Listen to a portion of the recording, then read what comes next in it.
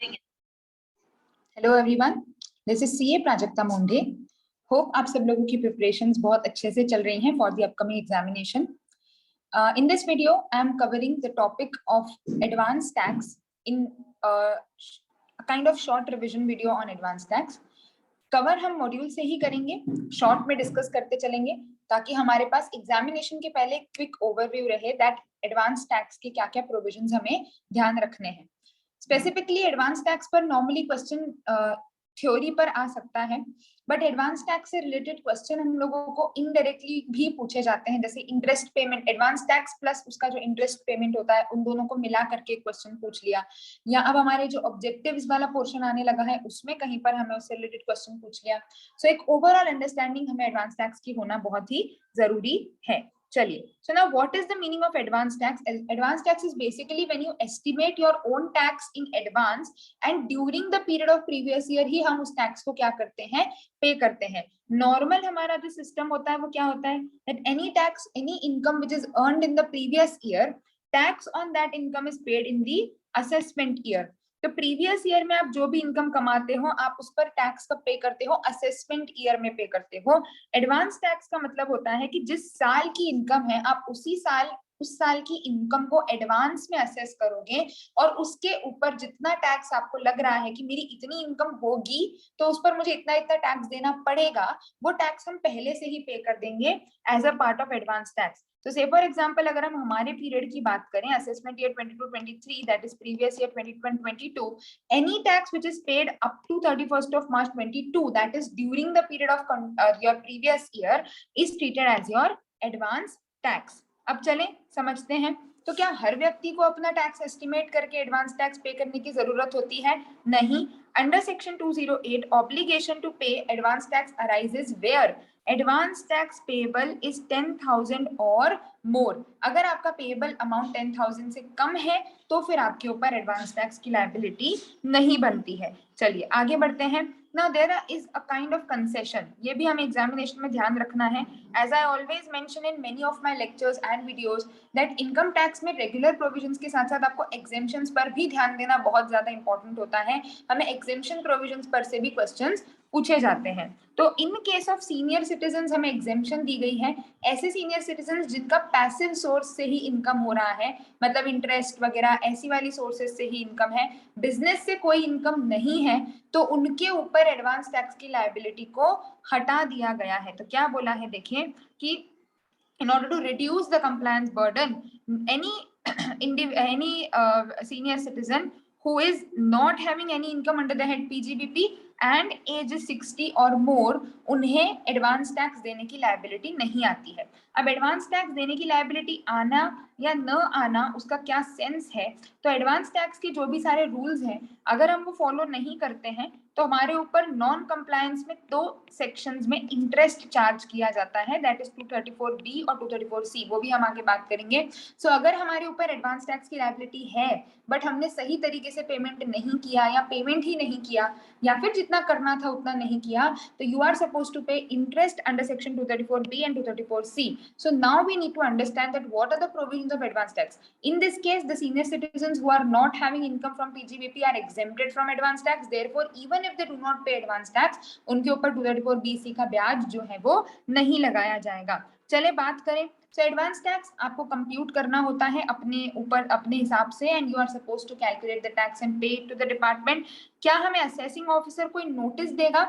ऐसा कोई जरूरी नहीं है कि हर बार आपको असेसिंग ऑफिसर नोटिस दे तो ही आपको एडवांस टैक्स एस्टिमेट करना है, ये आपके खुद के ऊपर है। You have to check whether you are liable और not. If you are liable you have to calculate and then you have to pay your advance tax. आपको ये एस्टिमेट कहीं सबमिट करने की जरूरत नहीं होती है, ठीक है। You are not required to pay this to show this estimate to some authority और any kind of any officer. Now in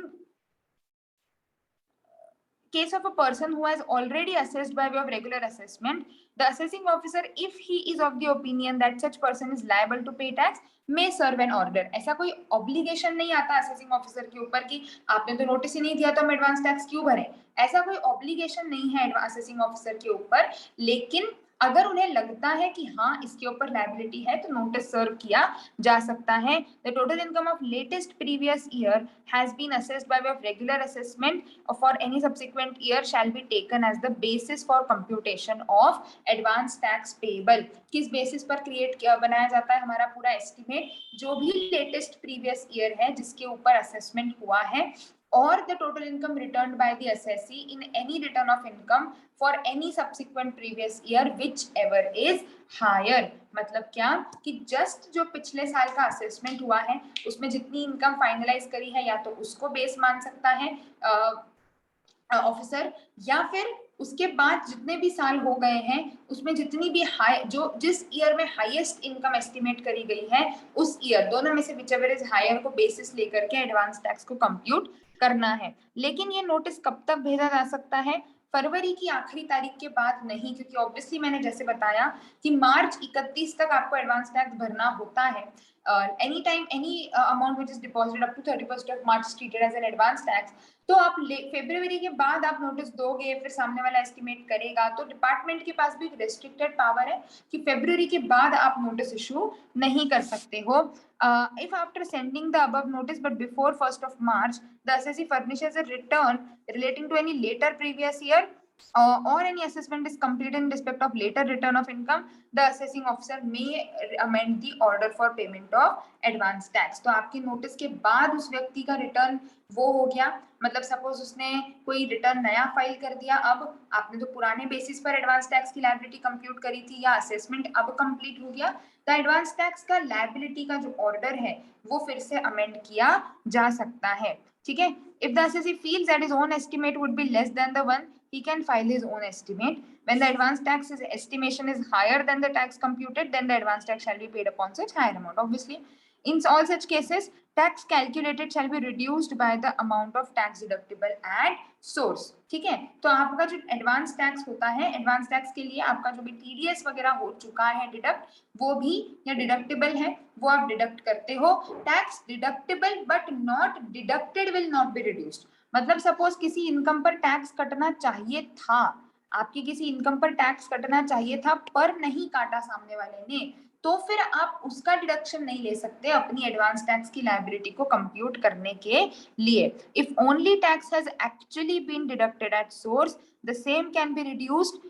the tax deductible but not so deducted cannot be reduced for computing the advance tax liability। ठीक है, so this is how you calculate. Now अब advance tax निकाल तो लिया, अब पे कब करेंगे? तो पेमेंट करने के लिए आपकी 4 इंस्टॉलमेंट्स होती हैं, except for the assessees under 44AD and 44ADA presumptive, जो हम लोग पीजीबीपी में पढ़ चुके हैं, उसको छोड़ करके बाकी सारे ही असेसीज पर 4 इंस्टॉलमेंट्स लगते हैं। हम कैसे याद रख सकते हैं? अप्रैल मई जून तो 15 जून, जुलाई अगस्त सितंबर 15 सितंबर, अक्टूबर नवंबर दिसंबर 15 दिसंबर, एंड देन वैसे जनवरी फरवरी मार्च 15 मार्च। ये 4 इंस्टॉलमेंट्स होती है, बहुत इजी है डेट्स याद रखने के लिए।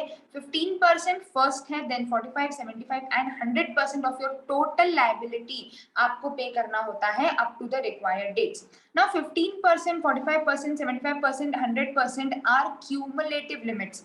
मतलब आपने सपोज एनुअल एस्टिमेशन किया कि साल भर में मुझे 40,000 का टैक्स देना है, तो 40,000 का 15% आपका कब तक जमा हो जाना चाहिए? 40,000 का 15% आपका जमा हो जाना चाहिए 15 जून तक। ठीक है, अगर आप आगे की बात करो, मतलब 15 जून के बाद नेक्स्ट हमारा आता है 15 सितंबर, नॉट लेस देन 45%, मतलब आपको 15 सितंबर तक 45% जमा कर देना है। 15 पे फिर से 45 नहीं होगा, क्योंकि अगर आप ऐसे देखोगे तो 15 प्लस 45 प्लस 75 100 से ऊपर चले गए। तो उनका क्या कहना है कि 15 सितंबर तक आपका जितना टोटल टैक्स है उसका 45% जमा हो जाना चाहिए। तो अगर हम ऑलरेडी अभी तक एडवांस टैक्स भर चुके हैं, जैसे हम इसी एग्जांपल को ले लें कि 40,000 हमारा टोटल लायबिलिटी था, 15% भरना था, 6,000 भरना था, मान लेते हैं हमने 4,000 ही जमा किया 15 जून तक। ठीक है, अब आई 15 सितंबर, तो 40,000 का हमने निकाला 45%, दैट इज 18,000। तो अप टू 15 सितंबर आपको 18,000 जमा कर देने हैं। अगर आप पहले से 4,000 भर चुके हो तो अब आपको कितना भरना है? 14। Getting the point. So ultimately up to 15th of सितंबर आपका अभी तक का टोटल एडवांस टैक्स जो है वो टोटल 18,000 हो जाना चाहिए। तो यहाँ गलती सुधारने के लिए हमको मौके मिलेंगे। मान लो पहले इंस्टॉलमेंट में गलती हो गई तो वो पूरा आप नेक्स्ट इंस्टॉलमेंट में शॉर्टफॉल को भरपाई कर सकते हो। जैसे यहाँ पर हमने 4 की जगह 6 की जगह 4 ही पे किया, तो बचा हुआ जो भी है वो एटलीस्ट उतना इंटरेस्ट हमारा बच जाएगा। हम नेक्स्ट इंस्टॉलमेंट पर उस चीज को सुधार लें, कंसिडर कर लें। 15 दिसंबर 75% वापस वही, तो 40,000 का निकाला 75, दैट इज 30,000। तो जो भी ऊपर नीचे कम ज्यादा हुआ है आपका up to 15 of December 30,000 deposit हो जाना चाहिए कम से कम। अगर आपका ऑलरेडी 35,000 जमा है कोई टेंशन ही नहीं है, आप ऑलरेडी 35,000 जमा कर चुके हो, कोई प्रॉब्लम नहीं है। लेकिन अगर 30,000 जमा अगर मान लो 25 हुआ है पिछले 2 इंस्टॉलमेंट्स मिला करके, तो 5,000 अब आपको जमा करना है। Getting the point. तो up to the instalments you have to deposit that specific particular level of amount. Lastly up to 15th of March तक फुल 100%, तो पूरा 40 आपका यहाँ पर कवर हो जाना चाहिए। चलिए आगे बढ़ते हैं। As we already discussed, any amount which is paid up to 31st of March उसको एडवांस टैक्स ही माना जाता है। भले ही आप 15 मार्च के बाद भरो, आपको इंटरेस्ट लगेगा, लेकिन आपकी एडवांस टैक्स नहीं काउंट होगा, वो सेल्फ असेसमेंट नहीं माना जाएगा। इन case of assessees covered under 44 AD and ADA, इनके लिए सिर्फ लास्ट वाला इंस्टॉलमेंट होगा, मतलब 15th मार्च वाला इंस्टॉलमेंट होगा। इनको साल में 4 बार भरना नहीं है, उतना कंसेशन इन्हें दे दिया गया है। ठीक है, चलिए अब आगे चलते हैं कि अल्टीमेटली होगा क्या। मतलब if we have not deposited the advance tax, तो 2 इंटरेस्ट लगते हैं, 234B and 234C। 234B is for short payment of advance tax, जितना पे करना था टोटल उतना हमने नहीं किया। और 234C is deferment of installments, मतलब जिस इंस्टॉलमेंट पे जितना पे करना चाहिए था उतना हमने पे नहीं किया। तो एक ही गलती, एडवांस टैक्स सही से नहीं भरने पर 2 अलग अलग तरीके के इंटरेस्ट लगाए जाते हैं। 234B is short payment. 234B बोलता है कि जितना आपका टोटल टैक्स लायबिलिटी है उसका एटलीस्ट 90% आपका 31st मार्च तक, मतलब as way of advance tax deposit हो जाना चाहिए। बट अगर आपका अमाउंट कम पड़ जाता है तो फिर आपको डिफरेंशियल पर क्या देना पड़ेगा, इंटरेस्ट एट द रेट 1% पर मंथ और पार्ट ऑफ मंथ। जैसे अगर मैं एग्जांपल लूं तो 40,000 के हिसाब से देखें, 36,000 का आपका बनता है 90%। अब सपोज आपने 30,000 पे करा था, तो ये जो शॉर्टफॉल हुआ 90% से, क्योंकि आपने कम वो किया है, तो जितने भी मंथ्स का डिफॉल्ट हुआ है 1% पर मंथ और part of month into number of months करके आपको इंटरेस्ट देना होगा 234B का। 234C पर आते हैं, पहले 234B की बात कर लेते हैं। If the amount is less than 90% of the assessed tax, 1% पर मंथ और पार्ट ऑफ मंथ कब से लगेगा, 1 अप्रैल से, क्योंकि मार्च तक तो आपके पास टाइम है, आप एडवांस टैक्स भर सकते हो, तो मार्च तक वो आपसे कोई टैक्स इंटरेस्ट नहीं लेंगे। जैसे ही 31 मार्च को बोले एडवांस टैक्स पे करने का टाइम खत्म हो गया, अब आपको क्या करना है, इंटरेस्ट लगाना शुरू कर देना है up to the date of determination of income under section 143(1). अब किस पे निकलेगा, असेस्ड टैक्स और एडवांस टैक्स के डिफरेंस पर आप कैलकुलेट करोगे।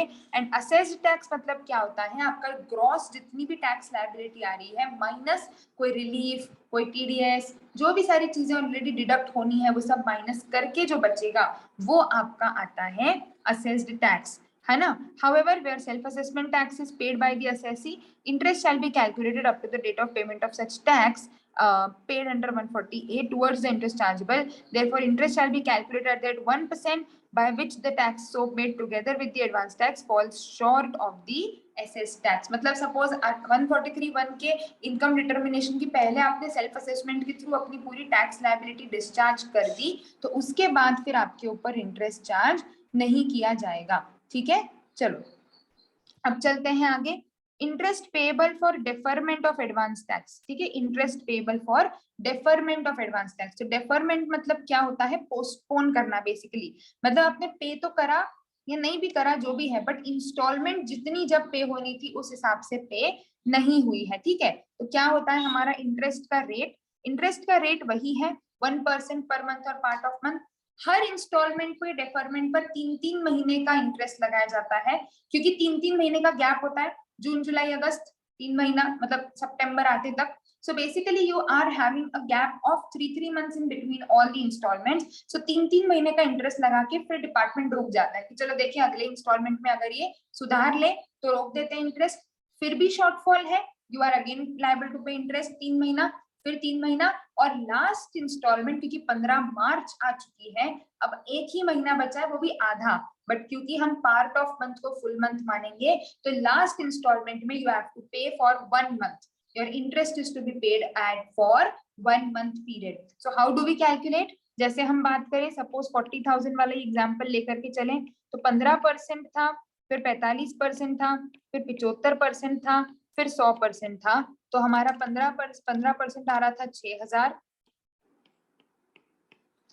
40,000 का 45% 18,000, 40,000 का 75% 30,000 और 40,000. ये हमें इंस्टॉलमेंट्स पे करनी थी, है ना, up to first instalment second instalment. अब सपोज हमने एक्चुअली पे करा है यहाँ पर 2,000, इस तारीख तक 2,000 पे हो गया था, इस तारीख तक 10,000 पे हो गया था, इस तारीख तक 25,000 पे हो गया था और इस तारीख तक आपका 35,000 पे हो गया था.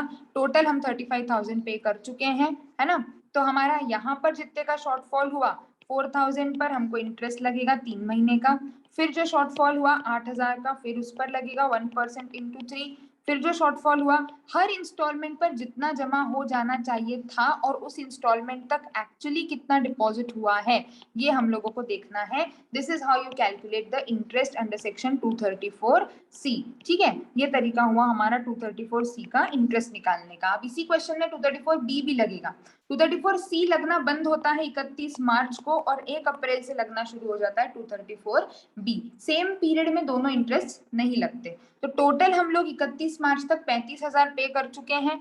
40,000 का 90% होता है 36,000. क्योंकि हमारी असेस्ड लायबिलिटी के 90% से कम हमारा एडवांस टैक्स है तो जब तक हमारा पेमेंट नहीं हो जाता या असेसमेंट नहीं हो जाता एज द केस में भी हमको पर मंथ के हिसाब से कितने पर हमारे 5,000 की शॉर्टफॉल पर 1% से इंटरेस्ट देना पड़ेगा. तो 234C 234B दोनों का एप्लीकेशन हमने इस एग्जाम्पल में समझा, है ना. चलिए यहाँ पर एक कंसेशन दिया है छोटा सा, क्योंकि शुरू के जो इंस्टॉलमेंट्स होते हैं उस समय पर कभी कभी हम लोग हमारा वो कैलकुलेट नहीं कर पाते, टोटल टैक्स सही से एस्टिमेट नहीं कर पाते हैं, तो थोड़ा सा उन्होंने रिलैक्सेशन दिया है. फर्स्ट 2 इंस्टॉलमेंट्स रहेंगी तो उतनी ही 15 और 45, लेकिन अगर फर्स्ट इंस्टॉलमेंट पर आप 12% भी भर देते हो या 36% भी भर देते हो तो भी आपको उन्होंने माफी दे दी है कि ठीक है चलो हम आपसे इंटरेस्ट नहीं लेंगे. ठीक है आपने 15 नहीं भरा बट एटलीस्ट 12 भर दिया चल जाएगा, 45 नहीं भरा एटलीस्ट 36 भर दिया चल जाएगा, for the purpose of interest computation under section 234C. ठीक है, आपके ऑब्लिगेशन तो 15 और 45 की ही रहेगी. तो जैसे इस केस में अगर हम देखें तो अगर मैंने 12% भी भर दिया होता, मतलब सपोज मैंने अगर यहाँ पर एटलीस्ट 4,800 भी भर दिया होता तो मुझे ये इंटरेस्ट नहीं लगता. सिमिलरली यहाँ पर मैंने अगर एटलीस्ट 36% भी भर दिया होता तो मुझे सेकेंड इंस्टॉलमेंट पे भी इंटरेस्ट नहीं देना पड़ता. 75 और 100 वैसे के वैसे ही रहेंगे. चलिए आगे बढ़ते हैं. 12% और 36%. This is how you will calculate the interest. In case of 44AD and ADA obviously उन पर सिर्फ एक ही इंस्टॉलमेंट था तो सिर्फ लास्ट वाले इंस्टॉलमेंट के डिफॉल्ट का इंटरेस्ट लगेगा, बाकी किसी भी इंस्टॉलमेंट का इंटरेस्ट नहीं लगेगा. अब कभी कभी क्या होता है, देयर आर सर्टेन इनकम्स और certain reasons that we are not able to estimate our tax due to some reasons which are outside our control. तो 234C की एप्लीकेबिलिटी नहीं रहेगी, ऐसा उन्होंने क्लैरिफाई किया है. अगर आपका जो अंडर एस्टिमेशन है, आप सही से अपना टैक्स एस्टिमेट ही नहीं कर पाए क्योंकि कैपिटल गेन हो गया. अब कैपिटल गेन कितना होगा, बिजनेस की इनकम आप प्रोजेक्ट कर सकते हो, सैलरी में तो चलो नॉर्मली TDS कट जाता है तो जरूरत नहीं पड़ती, लेकिन कैपिटल गेन की वजह से अगर आपका एडवांस टैक्स की लायबिलिटी आ रही है और वो वाली चीज आप एस्टिमेट नहीं कर पाए हो, वो आपके हाथ में नहीं था, तो उतने के लिए माफी दे दी जाएगी. अगेन लॉटरी वॉटरी लग गई, अगेन वो हमारे हाथ में नहीं था, माफ कर देंगे. और अगर बिजनेस पहला साल है, फर्स्ट ईयर है, या फिर आपका डिविडेंड का केस है, अगेन इन सब केसेस में आपके हाथ में इनकम नहीं है, एस्टिमेट करना मुश्किल है, तो उन्होंने बोला 234C की एप्लीकेबिलिटी नहीं होगी if shortfall is due to these reasons. However ऐसा नहीं है कि आप एडवांस टैक्स से बच रहे हो। चलो ठीक है, आपको दिसंबर तक नहीं पता था कि कैपिटल गेन में कितनी इनकम होगी, तो आप एस्टिमेट नहीं कर पाए, लेकिन अल्टीमेटली एट एनी कॉस्ट 31 मार्च तक तो पता चल ही जाएगा। साल खत्म होने से पहले पहले तो पता चल ही जाएगा। तो जितना भी हमारा शॉर्टफॉल हुआ है रॉन्ग एस्टिमेशन की वजह से या अंडर एस्टिमेशन की वजह से, वो हम साल के खत्म होने से पहले पहले अगर पे कर देते हैं तो डिपार्टमेंट इसका बेनिफिट देगा। अगर हमने चलो दिसंबर तक नहीं समझ पाए कि डिविडेंड मिलेगा कि नहीं मिलेगा, कैपिटल गेन होगा कि नहीं होगा, लेकिन मार्च तक तो पता चल ही जाएगा। बट ऑब्वियस सी बात है, अगर मार्च तक भी आपने सारा का सारा हिसाब चुकता नहीं किया तो then you are suppose to pay tax, then you are suppose to pay interest under section 234C। तो क्या लिखा है उन्होंने, सच इनकम को आपको पार्ट मान लेना है in the remaining installments up to 31st of March। So this is how you are supposed to compute the advance tax। और अगर आप नहीं पे करते हो सही से या इंस्टॉलमेंट्स को सही से रीपे नहीं कर सही से पे नहीं करते हो तो इस तरीके से आपका इंटरेस्ट आपके ऊपर चार्ज किया जाएगा। सो रीड करके देखिए, अपने एंटर मॉड्यूल गो थ्रू करके देखिए। In case of any doubts feel free to discuss. Advance tax पर हमको इंटरेस्ट कंप्यूटेशन से रिलेटेड क्वेश्चन आ ही सकता है, आपको एडवांस टैक्स लायबिलिटी से रिलेटेड थ्योरी क्वेश्चन भी वो लोग पूछ सकते हैं। सो गो थ्रू इट, छोटा सा टॉपिक है बट फिर भी इंपॉर्टेंट टॉपिक है। In case of any issues feel free to discuss.